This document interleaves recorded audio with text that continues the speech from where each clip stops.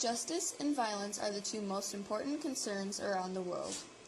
Child trafficking is illegal. However, many countries do not enforce their trafficking laws. The National Labor Organization states that 1.2 million children are trafficked every year.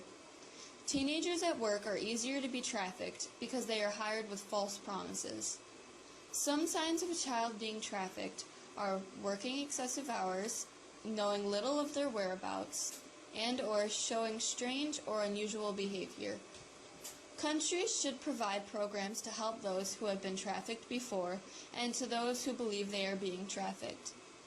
Rape is also involved in child trafficking. Every minute, someone in the United States is raped. Legal identity is an important factor. Did you know that not everyone in the world is born with a birth certificate? Having a birth certificate provides a legal identity, which makes a person eligible to receive an education. It also makes the government reliable. Background checks are needed for many jobs, especially those working for the government or with children. There needs to be a tighter restriction on purchasing guns. Around 32,000 people die every year in America from gun violence. In 2010, 310 million firearms were sold in the U.S. That year, 11,000 gun-related homicides occurred. In 2013, 70% of all homicides were gun-related. Also that year, the state with the highest homicide rate is Louisiana. Most states, 26 of them, received an F rating in firearm death rates.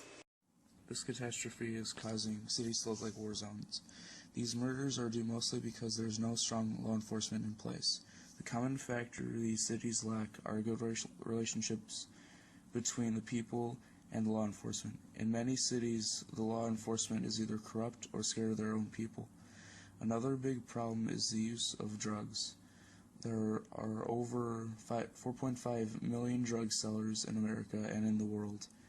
Based on a survey by the Centers for Disease Control in 2007, about 19.7% of high school students smoked pot in a 1-month period.